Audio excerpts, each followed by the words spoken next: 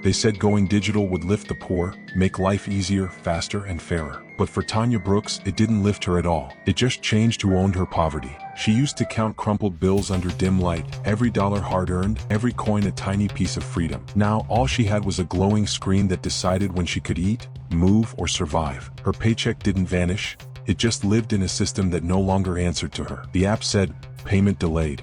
Her landlord said, "That's not my problem." And her stomach said, "You can't eat promises." Every tap felt like begging. Every decline felt like punishment. "You didn't lose your money," she whispered to herself that night, staring at her frozen balance. "You just lost permission to spend it." Outside, neon ads glowed.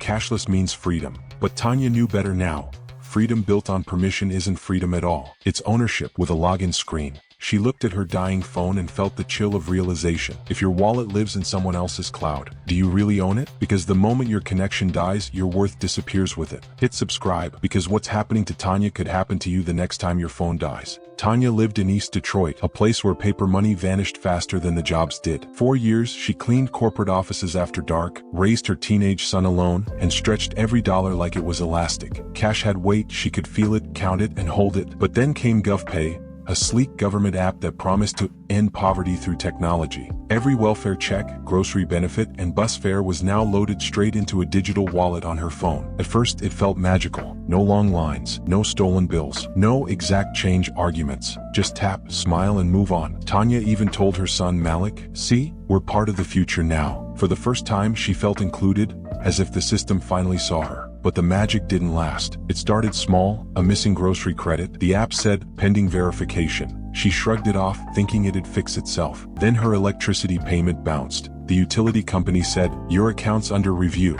Her landlord texted a warning. And when she opened the GovPay app to check, a red banner appeared. "Account restricted. Suspicious activity detected." Her stomach dropped. Suspicious? Of what? Cleaning floors? Buying food? She called customer support, waited an hour, and heard the same robotic message. "Please submit proof of identity and income through the app to restore access." But the app required scanning an ID she'd lost when her phone was stolen the month before. She couldn't verify herself, which meant she couldn't eat. Days passed. Tanya and Malik lived off canned soup and favors from neighbors. She went to the GovPay Help Center downtown, a glass building guarded by drones and touchscreens. No humans, no one to look her in the eyes. She pressed through the options, desperate, trembling, until the kiosk finally said, "Access denied. Your case will be reviewed in 7 to 10 business days." 7 to 10 business days. That might as well have been forever. Malik needed lunch for school. The landlord needed rent. The lights flickered from an overdue balance. And Tanya, standing in that bright, empty lobby, realized she didn't own her money. She was just renting it from the system that decided when she was verified enough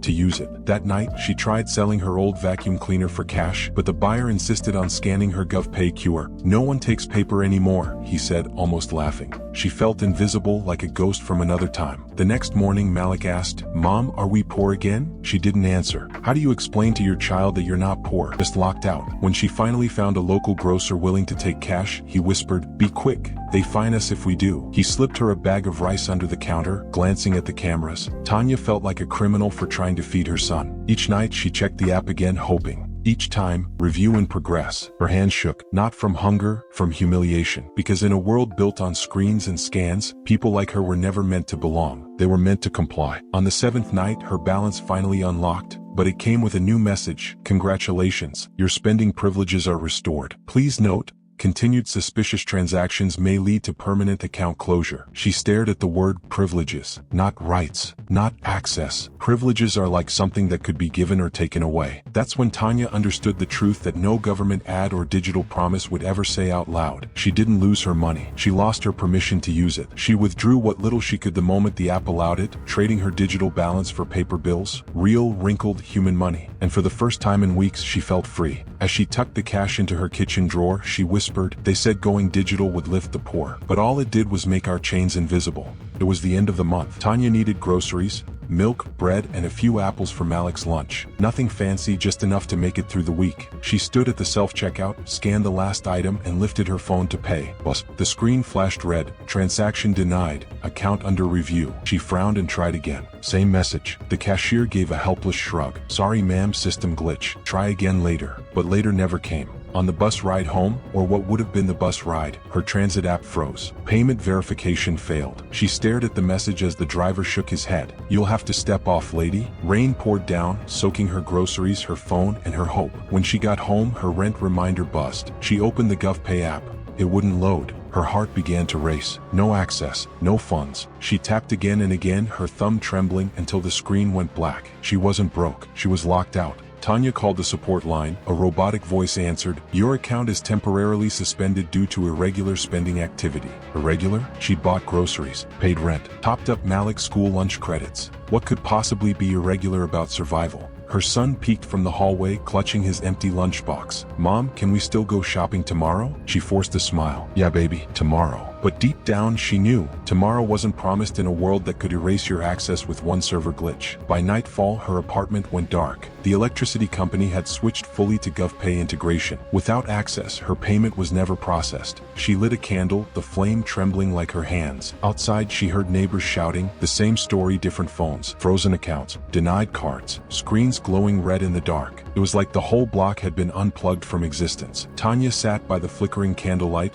scrolling through old texts from her son's father. "Get a real bank, Tanya. Stop trusting the system." She'd laughed then. Now that laughter felt like a wound reopening. When Malik's stomach growled, she opened a can of soup, their last one. The spoon clinked against the metal, echoing in the silence. She thought of all the zeros in her account, so close yet untouchable, and whispered, "What's the point of money if it doesn't mean survival?" That night she didn't sleep. The candle burned out, and the darkness felt heavier, like a world that had quietly decided she no longer existed. In that silence, Tanya finally understood what the commercials never said. Going cashless doesn't erase poverty, it just upgrades it. And now, poverty came with notifications, passwords, and denial messages that didn't care if your child was hungry. The next day, she called support, voice shaking, phone pressed to her ear as static filled the silence. After 5 minutes, an automated voice finally answered, "Your account has been temporarily suspended due to suspicious spending behavior." Tanya blinked, confused. "What suspicious behavior? I just bought groceries." The voice repeated, cold and sterile, "2 purchases detected from separate locations within 1 hour. Please wait for verification." She pressed 0 over and over, desperate for a human being. "Please," she whispered, "I have a child." But the voice only replied, "No representatives are available. Thank you for your patience." Then the line went dead. She stared at the phone, numb. Her own money, frozen. Her own life, paused. She tried again later, but the app wouldn't even open.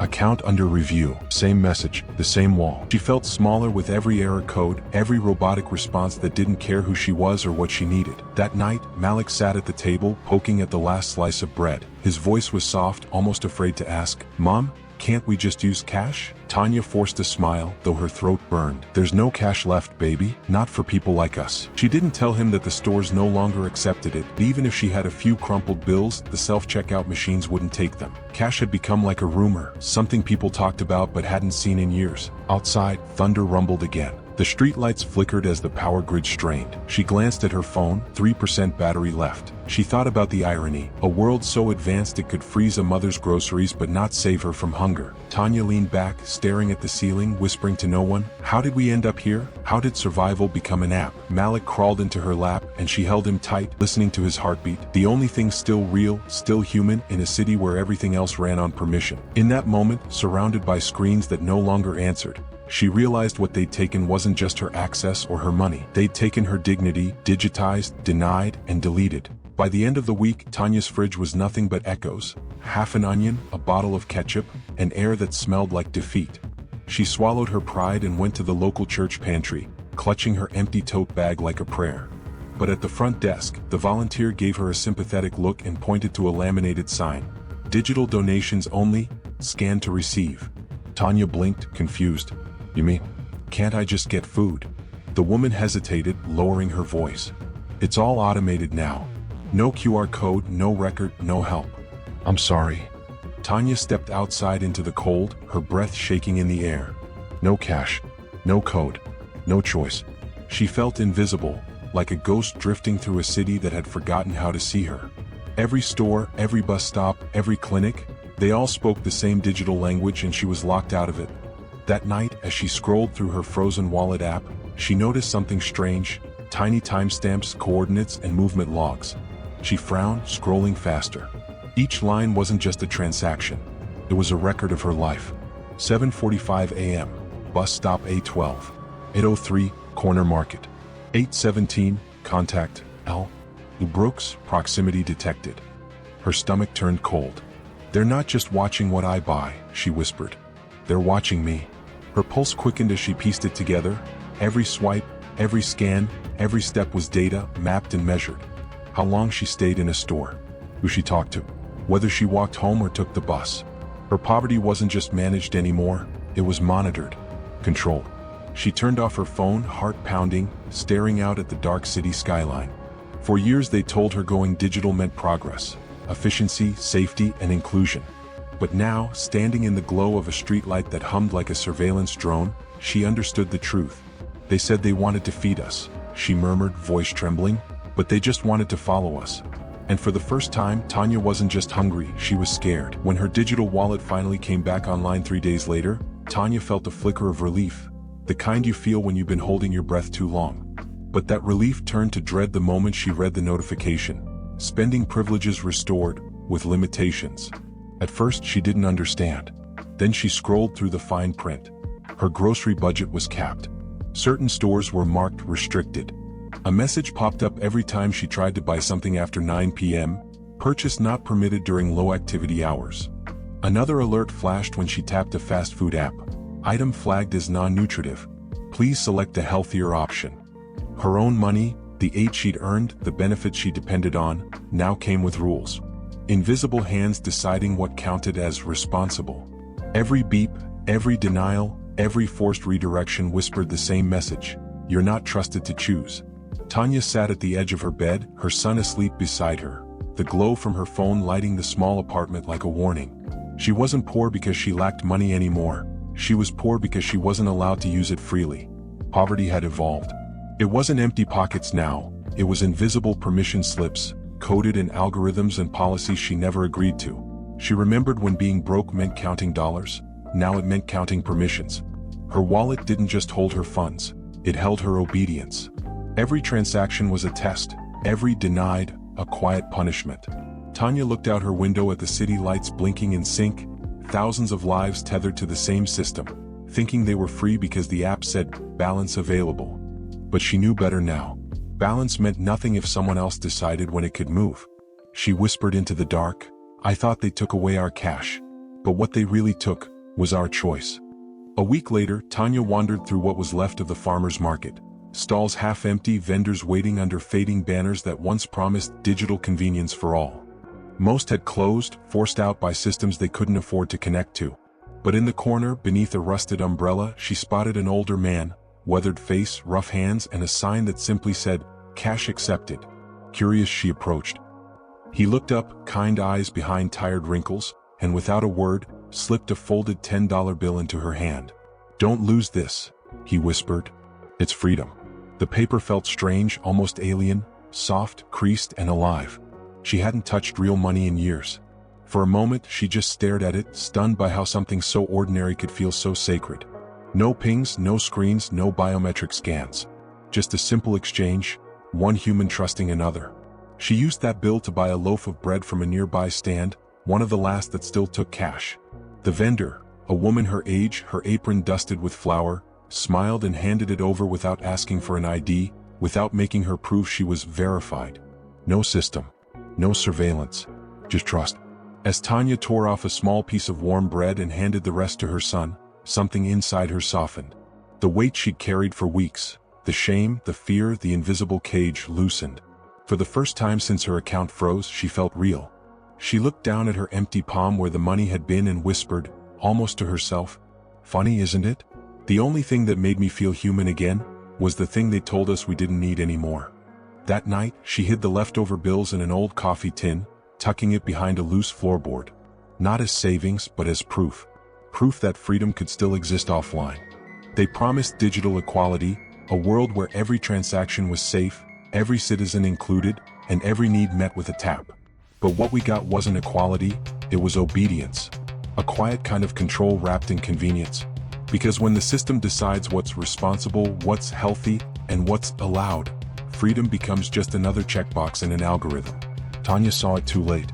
Her poverty hadn't vanished, it had been reprogrammed. What used to be a struggle for survival had become a data profile, a set of numbers that told the world who she was allowed to be. The app didn't just track her spending, it defined her worth. And that's when it hit her. Once even the poor go cashless, poverty stops being a condition and becomes a category. A digital box you can't step out of because someone else holds the key. They said cash was dirty, she whispered one night, holding that last crumpled bill under a dim light. But what's dirtier than a system that decides when you can eat? So if you still believe freedom should fit in your hands, not your phone, then share this story. Because somewhere out there, another Tanya is waiting for her account to unfreeze.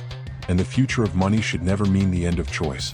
Subscribe to Zelly Digital Dilemma, where stories like this remind us, when we trade control for convenience, it's not progress, it's surrender.